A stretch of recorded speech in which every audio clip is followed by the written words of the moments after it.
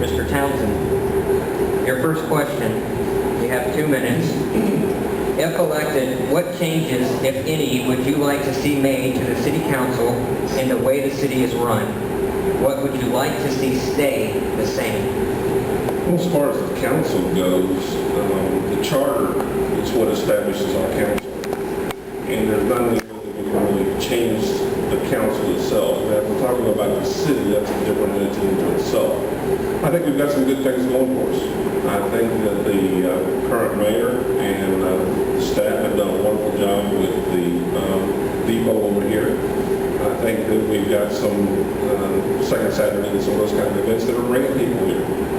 I think we need to do some more as far as improving the appearance and the beautification of our town. When you come across the railroad tracks or when you come in this way, what do you see? You see run-down buildings.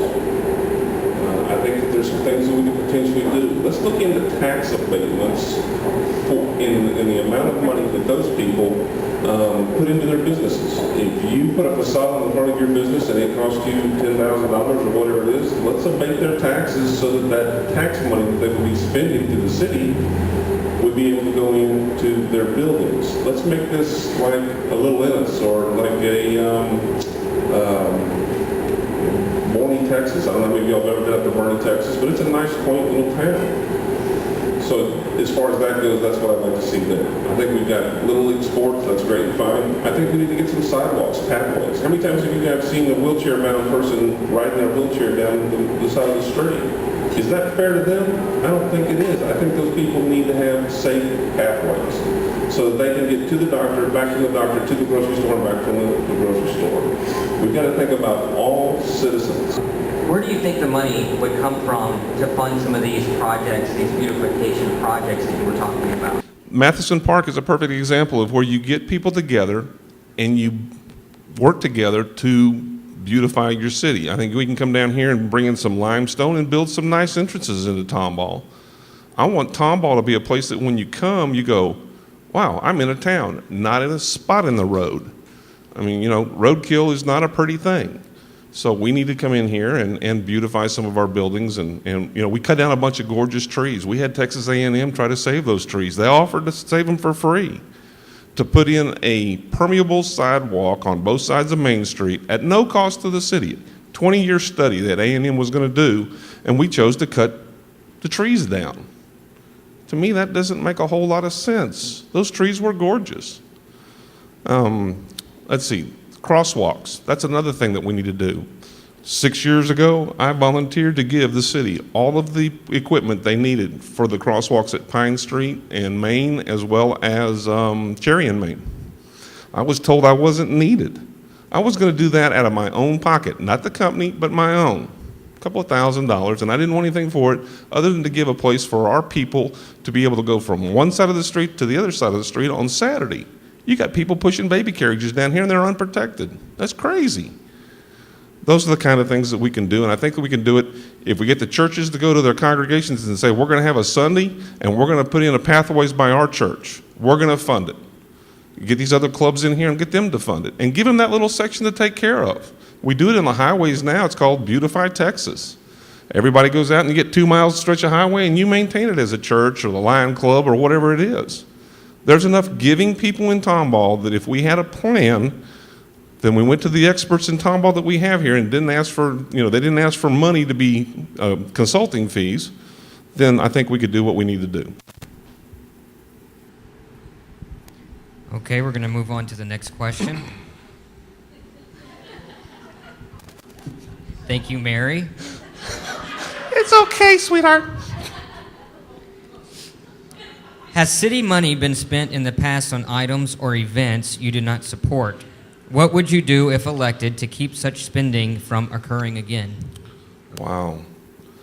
It seems like we do a lot of studies and no actions. That's troubling. Those are my tax dollars. Granted, ad valorem tax is not the biggest means of gaining our tax dollars for our city. Sales tax are. But our valuations have kept going up, and kept going up, and kept going up, and the tax rate stayed the same. But we've got more money based on the fact that our appraisals have gone up. Now, I don't know about all of you, but mine went down this year, thank you God. I think that the money, who was it again? I lost my train of thought. Just had a little quiver Has there. money been spent in the past Okay, on yeah, items thank you. or events used? But the studies, we had a study done about 5 years ago in which downtown Tomball was studied, and the only thing that we did out of that study was bury some phone lines right through this parking lot across by the school over here. That's all we did with the study. How much did that study cost? $400,000 right around it. Now, $400,000 can lay a lot of sidewalk. Let's not go and try to put the cart before the horse. Let's make sure that we have the funding available when we do the study so that after we do the study, we can do the project. It's very simple. It's common sense.